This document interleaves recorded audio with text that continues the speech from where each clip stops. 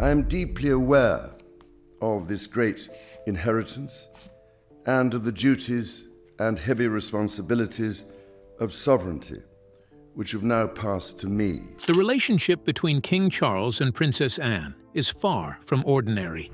Behind those royal smiles lies a secret the crown fought hard to keep buried away in time. The two share more than blood. They share betrayal, jealousy, and forbidden truths that nearly tore the royal family apart. What really went on behind palace doors, and why was it covered up for so long? Join us as we expose the royal scandal they never wanted you to know. The side the world didn't get to see. Princess Anne has always stood out in the royal family. Known for her no-nonsense attitude and tireless work ethic, the 74-year-old Princess Royal is King Charles's most trusted ally. Their bond, which was built over decades, remains one of the strongest in the royal circle. Anne and Charles grew up just 2 years apart and were inseparable as children. They often relied on each other while their parents, Queen Elizabeth II and Prince Philip, traveled for royal duties. Those early years created a connection that only deepened with time. While others may have seen the crown as a burden, Anne and Charles treated it as a shared responsibility, something that tied them together more than anything else. Unlike others in the family, Anne never hesitates to speak her mind. She has earned respect for her courage to say what she truly thinks, even when talking to the king. Charles truly values that honesty. In fact, she is one of the few people he fully trusts. During his coronation, he showed his faith in her by giving her the rare and historic title of Gold Stick in Waiting, a position once meant to protect the monarch during important events. It was more than a ceremonial role. To him, it was a public sign of his confidence in her. Behind closed doors, Anne is said to be the one Charles turns to when things get heavy. She gives him straightforward advice, even when her opinions go against his plans. Yet their relationship isn't all about duty and serious discussions. The siblings share a sharp sense of humor that keeps their bond lighthearted. They're often seen laughing together at royal events, teasing each other in public with the kind of warmth only siblings share. During a charity event at Buckingham Palace, Anne jokingly thanked Charles for letting her use the space, saying with a smile, "It does help." It was her typical mix of wit and charm, turning what could have been a stiff royal event into a cheerful moment. Their closeness often leads to amusing mix-ups. Once, during a public event, Anne was mistakenly introduced as the Prince of Wales. Without missing a beat, she rolled her eyes and said, "There's a worry." Another time, Charles shared that while visiting a care home in Scotland, someone asked if he was the Princess Royal. When Anne retold the story, she laughed and added, "And I am wearing trousers today." It's these playful exchanges that show the ease between them, rare in royal life. Their friendship has endured through every chapter of their lives, from the excitement of Anne's Olympic days to the sorrow of their mother's passing in 2022. During that difficult time, they stood side by side at public events, comforting each other through understanding. Where words failed, their shared strength spoke volumes. Anne's personality makes her one of the most admired royals. She raised her children, Zara and Peter, without royal titles so they could live freely. Her bravery also stands out in history. During a kidnapping attempt in 1974, she famously told her attacker, "Not bloody likely." That courage, mixed with humility, defines who she is. Even the king isn't spared her humor. Anne reportedly calls her brother Old Bean, a funny, affectionate nickname. But behind the nickname is a man who has endured a lot and made countless sacrifices, which only members of the royal family are aware of. How well do you know King Charles without the influence of the crown? And who are the support systems that have kept him grounded for years? The sibling shadows. Beyond the crown, King Charles is a big brother to 3 siblings who have shared his journey from palace life to public service. Charles came first, followed by his only sister, Princess Anne, and then his younger brothers, Prince Andrew and Prince Edward. Together they formed one of the most famous families in the world, spending their lives balancing duty and tradition. Charles was born on November 14, 1948, making him the first in line to the throne. Just 2 years later, Anne arrived on August 15, 1950, and the pair became close companions during their childhood years at Buckingham Palace. A decade later, Prince Andrew joined the family in 1960, and the youngest, Prince Edward, followed in 1964. With nearly 15 years between the eldest and youngest, Charles naturally took on a guiding role as the older brother. Growing up in the royal household wasn't ordinary by any means. The siblings often appeared beside their mother during her record-breaking reign, supporting her through years of ceremonies, charity work, and global tours. As they grew older, each one found their own place within the royal system, but their loyalty to the monarchy never wavered. Today, that same loyalty binds them even tighter. Since King Charles ascended the throne and began his battle with cancer, Princess Anne and Prince Edward have been constant figures of support. They've quietly stood beside their brother, just as they did during their mother's reign. Their unity shows that beyond titles and tradition, the royal family's strength lies in its personal connections. King Charles, in return, has always shown care for his siblings. When Princess Anne suffered a concussion and minor injuries during an incident at her country home in June 2024, he made sure to send his love and best wishes through a heartfelt palace statement. It was a small but meaningful reminder that even royals lean on family during hard times. Like their parents, all four siblings have raised smaller families of their own. King Charles shares two sons, Prince William and Prince Harry, while Anne, Andrew, and Edward each have two children as well, giving the late Queen Elizabeth a total of 8 grandchildren.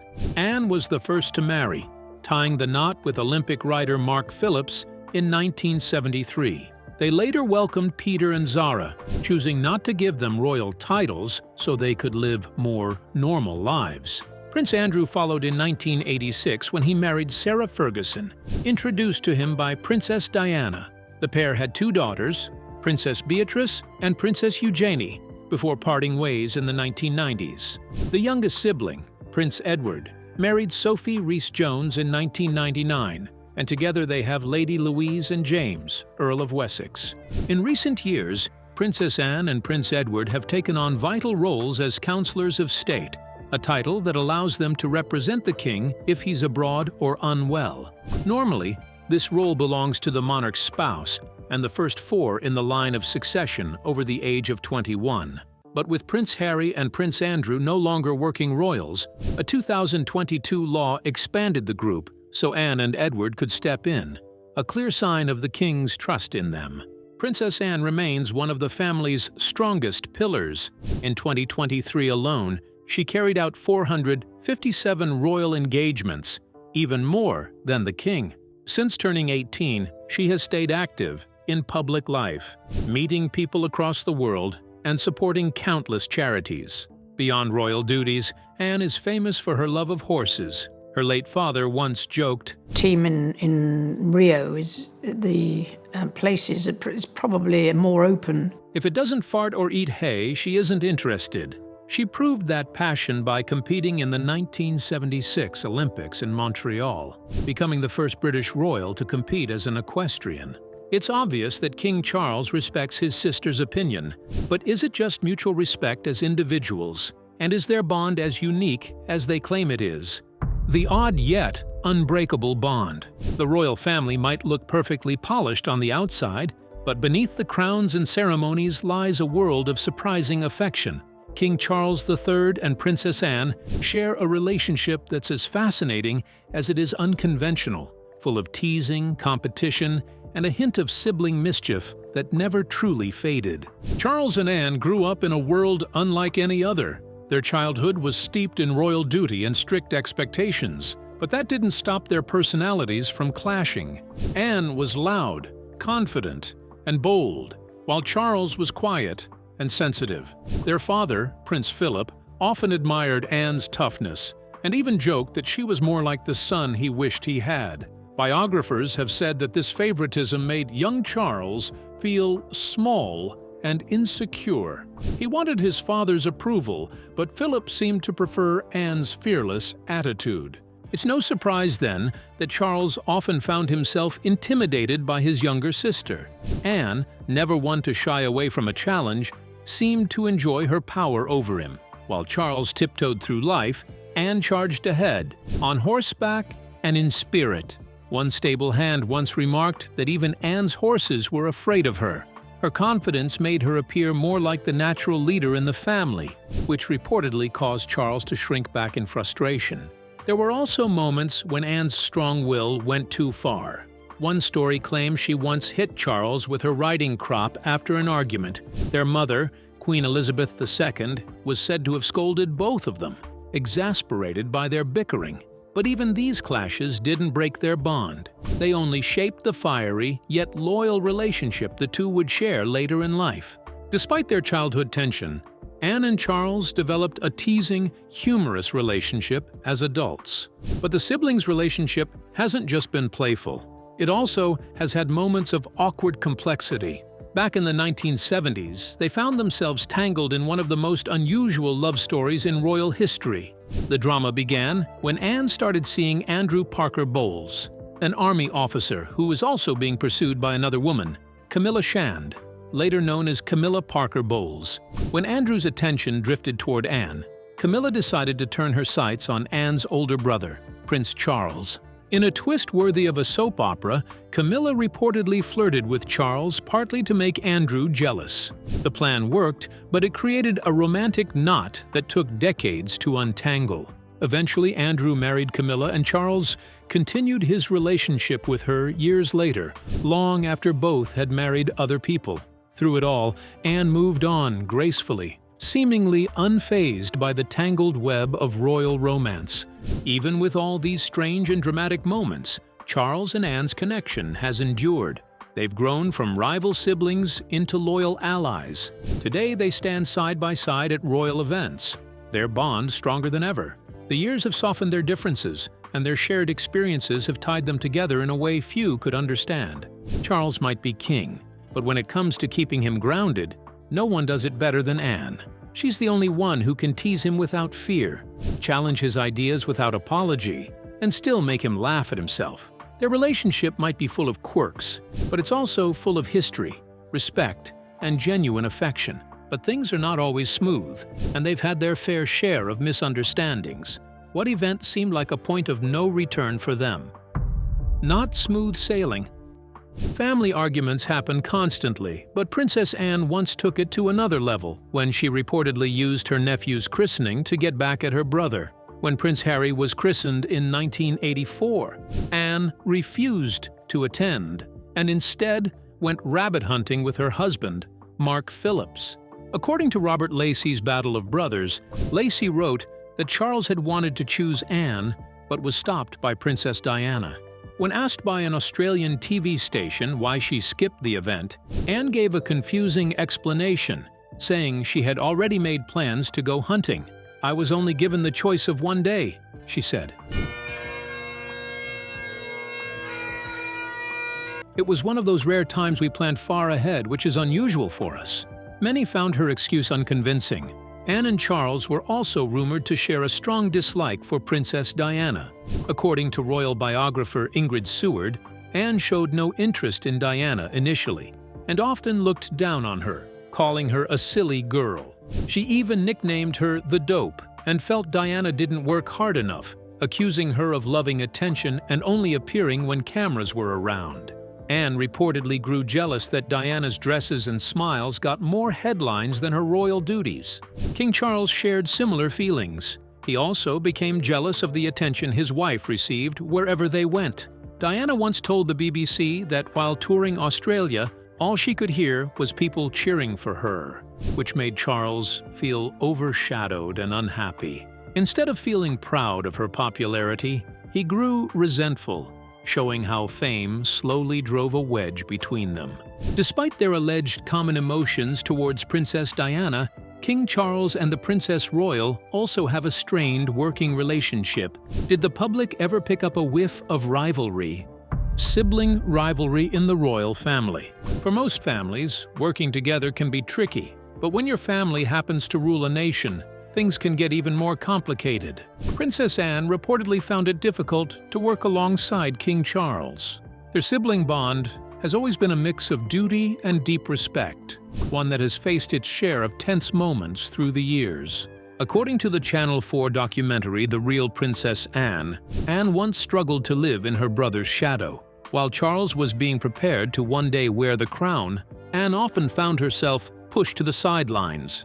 She was said to dislike playing second fiddle and made her feelings clear through her actions rather than her words. In her younger years, she appeared distant and unimpressed by her brother's growing royal duties. Royal watchers noticed that Anne's blunt attitude only made the public grow fond of Charles, who seemed gentler and more reserved. Biographer Kitty Kelly mentioned that Anne's sharp edges actually helped Charles appear more likable by contrast. Over time, their roles in the royal family became clearer. Charles, the sensitive heir with a thoughtful nature, and Anne, the fearless workhorse who never shied away from speaking her mind. Experts have long pointed out their differences. Charles was dreamy and hesitant, while Anne carried herself with confidence and energy. Her straight posture and firm expressions often revealed her self-assurance even in public appearances. Still, as the years went by, the pair seemed to find common ground, learning to work together more smoothly, despite their different temperaments. When Charles became king in 2022, he introduced his vision for a slimmed-down monarchy, one that would focus on fewer working royals and cost the public less money. He believed this modern approach would help the royal family stay relevant in a changing world. But Anne wasn't convinced. During an interview with CBC News that year, she openly disagreed with her brother's plan. She said that the idea of reducing the royal workforce might have made sense years ago, when there were more family members to rely on, but not anymore. Anne also hinted that Charles was unlikely to change his ways, noting with dry humor that he had been practicing for a bit and would probably keep doing things as he always had. Her remarks raised eyebrows, as it's rare for a senior royal to publicly challenge the monarch's decisions. Many saw it as a sign of Anne's strong feelings about her role and the importance of maintaining the family's traditional structure. Some royal experts even suggested that Anne's open disagreement might have caused a quiet strain between the siblings. However, others sided with her. The Telegraph argued that Anne's concerns were valid and that cutting too many roles could leave the royal family stretched thin. One of those sailors was my husband's uncle, Sub-Lieutenant Keith Simons. The following year, after the news of King Charles's cancer diagnosis, The Spectator echoed Anne's earlier warning, suggesting that her stance against a smaller monarchy might have been right all along. Despite their differences, Anne and Charles share one undeniable trait: an unwavering sense of duty. While Charles carries the weight of the crown, Anne remains one of the hardest-working royals, attending hundreds of engagements each year. But how does she handle so much? And how does King Charles feel about her being the hardest-working royal? The tireless royal who outworks the king. From childhood, King Charles III knew his destiny to one day wear the crown and lead the British people. His life was carefully shaped around that future, filled with lessons, expectations, and the constant weight of duty. Yet, despite his royal title, one person has consistently outshone him in dedication and hard work: his sister, Princess Anne. While Charles was being prepared for the throne, Anne was quietly building her own legacy through action. She has become one of the most dependable figures in the royal family. Unlike many who enjoy the public spotlight, Anne focuses purely on the job at hand, often putting in long hours and attending more events than anyone else in the family. Her work ethic has not gone unnoticed. In 2017, The Times crowned her the hardest-working royal of the year. The following year, The Telegraph awarded her the same title, proving her consistency and unstoppable pace. Princess Anne's approach to royal life is simple, but effective. She believes in getting the work done, no matter how demanding her schedule is. Whether it's opening hospitals, visiting charities, or attending official ceremonies, she shows up fully prepared and never complains. Her grounded attitude has earned her deep respect from both the public and palace staff. Even after Charles became king in 2022, Anne's strong work ethic didn't slow down. In fact, it became even more noticeable. While her brother was adjusting to his new responsibilities as monarch, Anne was busy carrying out dozens more engagements across the country. In 2023, Her first full year working under her brother's reign, she once again topped the list of the most active royals. According to Dickie Arbiter, a former spokesman for Queen Elizabeth II, Anne's secret is her quiet determination. She just gets on with it, he told The Telegraph. She often carries out multiple engagements in one day. Those who have worked with her say that she prefers action over talk, never seeking praise or recognition. It's surprising to think that the head of state could be outworked by his own sibling. Yet Anne's record proves otherwise. While Charles fulfills the symbolic and political side of kingship, Anne focuses on the people, meeting communities, supporting organizations, and ensuring the monarchy stays connected to ordinary lives. And I need to say that because She doesn't need the crown to prove her worth. Her results speak for themselves. Her commitment also shows her deep sense of duty, much like her late mother. Both women share a practical and disciplined outlook on service. Over the years, this contrast between Charles and Anne has become one of the most fascinating aspects of their relationship. He may hold the crown, but she holds the reputation for being the family's engine, steady, dependable, and unstoppable. Now that there's an insight to the complicated relationship between Charles and Anne, what's his relationship like with the rest of his siblings besides heritage royal duties? King Charles and his siblings. King Charles's relationships with his younger brothers, Prince Andrew and Prince Edward, have been more complicated. He and Andrew, in particular, have long had a strained connection. Their differences became even more apparent after Andrew was forced to step back from royal duties due to the controversy surrounding his ties to Jeffrey Epstein, a convicted sex offender. The royal family has faced its fair share of challenges, but few moments have been as damaging as this scandal surrounding Prince Andrew. Once known as the Queen's favorite son, his public image crumbled after his connection to convicted sex offender Jeffrey Epstein became widely known. Andrew first stepped away from royal duties after his name appeared in a 2015 Florida court case against Epstein. A woman named Virginia Giuffre accused Epstein of forcing her to be intimate with Prince Andrew on 3 occasions when she was just 17. Andrew has always denied the claims, but the allegations cast a long shadow over his reputation and the royal family as a whole. In 2019, the prince attempted to explain his side of the story in a highly publicized BBC interview. Hug and public displays of affection are not something that I do. He expressed regret for his friendship with Epstein, but continued to deny any wrongdoing. However, the interview only deepened public outrage, with many calling it a disaster that showed little empathy or awareness of the seriousness of the situation.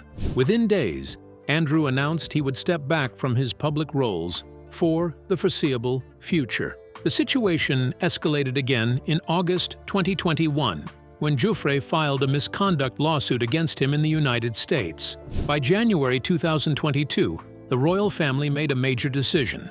With Queen Elizabeth II's approval, Prince Andrew was stripped of all his military titles and royal patronages.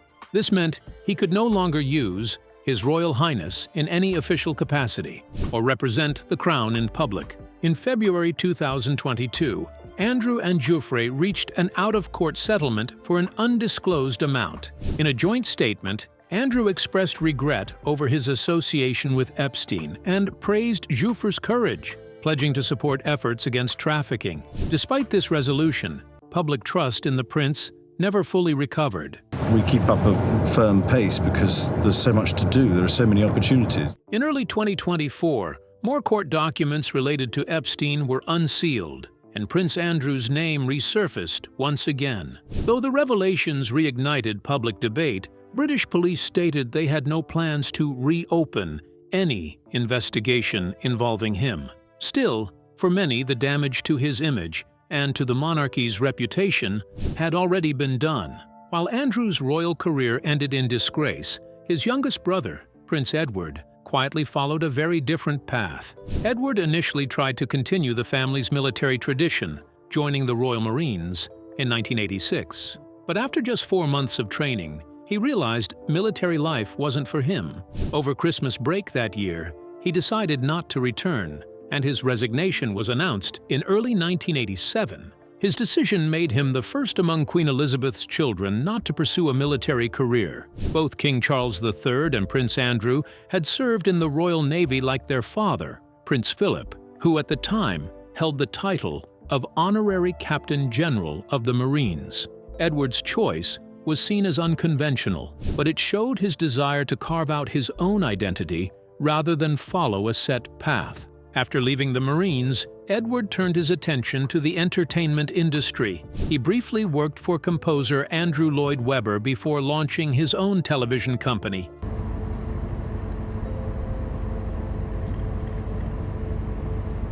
Ardent Productions in 1993. The company focused on documentaries and films, but after a mix of financial struggles and criticism, it eventually closed in 2009. By the early 2000s, Edward began focusing more on royal duties alongside his wife, Sophie, Duchess of Edinburgh. The couple gradually became two of the monarchy's most dependable members, stepping in to support the late Queen and now King Charles III. Their quiet professionalism and teamwork have earned them respect both within and outside the royal family.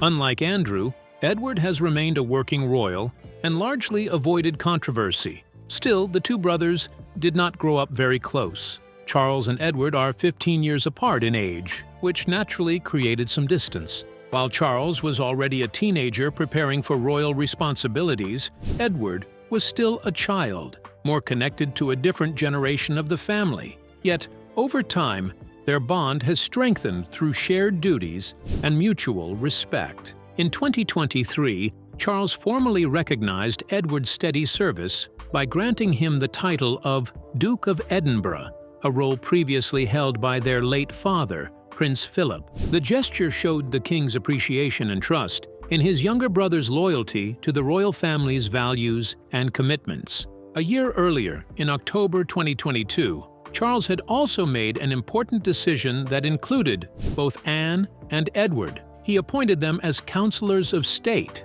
a special group of royals who can carry out official duties on the monarch's behalf if he is abroad or unwell. The list also included Queen Camilla, Prince William, Prince Harry, Prince Andrew, and Princess Beatrice. Traditionally, only the monarch's spouse and the next 4 adults in the line of succession held the position, but with only a few active working royals available, Charles expanded the list to ensure smoother management of royal responsibilities. This move was widely seen as a practical and thoughtful step. By adding Anne and Edward, two of the most dependable members of the royal family, Charles showed that he valued commitment and reliability over strict hierarchy. Both siblings are known for their strong sense of duty and willingness to serve quietly, away from drama or personal gain.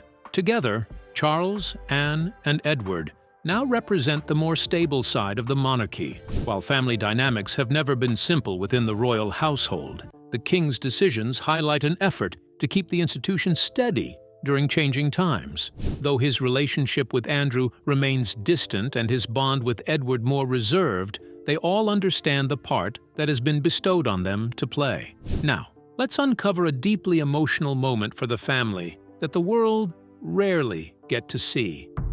A royal glimpse behind the crown. Charles III. The Coronation Year is a 2023 BBC documentary that gives viewers a close look at King Charles and Queen Camilla's first year as monarchs. Broadcast on BBC One and BBC iPlayer on December 26, 2023, the film followed their journey from the Queen's funeral to the grandeur of the coronation and the quieter moments in between. Written by royal historian Robert Hardman and narrated by acclaimed actress Helena Bonham Carter, the documentary offers a warm, human look at the royal couple as they adjust to their new responsibilities after decades of waiting in the wings. One of the most touching moments comes from Princess Anne, who opens up about her emotions during Queen Elizabeth II's funeral. She describes feeling a deep sense of relief when the crown was removed from her mother's coffin, a powerful symbol marking the end of the late Queen's long years of duty. Anne also reveals that her mother had worried about dying at Balmoral Castle, concerned that it might cause practical difficulties. Anne recalled trying to reassure her that such thoughts shouldn't affect her decisions and hoped her mother eventually felt at peace with where she spent her final days. Beyond the solemn memories, the film captures lighter, more personal moments within the royal circle. But for me, in the months since the death of my beloved Philip, I have drawn great comfort. Cameras follow the king and queen through the nerves, rehearsals, and emotional build-up to Coronation Day. Viewers see Charles and Camilla laughing with their team, sharing warm jokes with family members, and even teasing one another. In one humorous scene, the Archbishop of Canterbury, Justin Welby, forgets a line from a prayer during rehearsal, while Prince William pokes fun at his father's sausage fingers as Charles struggles to tie his ceremonial robe. These glimpses behind palace walls show the royals not as distant figures, but as people juggling nerves, humor, and emotion during one of the most historic events of their lives. The reception to the documentary was mixed, but mostly positive. BBC royal correspondent Sean Coughlin described it as a warm and sympathetic account of the new reign. He noted that the film avoided controversy, offering no mention of recent royal challenges involving Prince Harry, Prince Andrew, or the coronation protests. Instead, it presented the king and queen as a devoted couple stepping into their duties with mutual support and renewed purpose. At an age when many would be considering retirement, critics from major outlets offered varied reviews. James Jackson of The Times rated the film 4 out of 5 stars, calling it a private view of the firm, and suggesting that it was the kind of glowing portrait most royals could only dream of. "No one could say the king hasn't earned it," he wrote, praising the film's respectful tone and behind-the-scenes intimacy. Meanwhile, Anita Singh from the Daily Telegraph gave it 3 out of 5 stars, describing it as polished and carefully curated. She compared it to a glossy corporate film, noting that every scene seemed approved by palace staff and full of people praising the royal couple. Still, she credited Charles and Camilla for appearing genuine and for making those around them feel comfortable. However, the documentary didn't escape criticism. The BBC received nearly 900 complaints after the broadcast, with many viewers claiming the film was overly positive and biased in favor of the monarchy. This number made up more than a third of all complaints received by the network between December 18th and 31st. Some critics, including Graham Smith of the anti-monarchy group Republic, argued that the film functioned more like a public relations piece than a true documentary. Writing in The National, he said it lacked objectivity and independence, describing it as a PR film dressed up as history. Despite the backlash, Charles III, the coronation year succeeded in offering a rare look inside one of Britain's most historic transitions. It portrayed a royal family finding strength in unity, humor in pressure, and dignity in duty. A human touch beneath the weight of the crown. Do you think there's more to the strained relationship between King Charles and his brothers? Does Princess Anne secretly harbor resentment towards the Queen Consort Camilla? Let us know what you think. Share your thoughts with us in the comments section. Remember to like, share, and subscribe for more. Also, click the next video showing on your screen. You will enjoy it.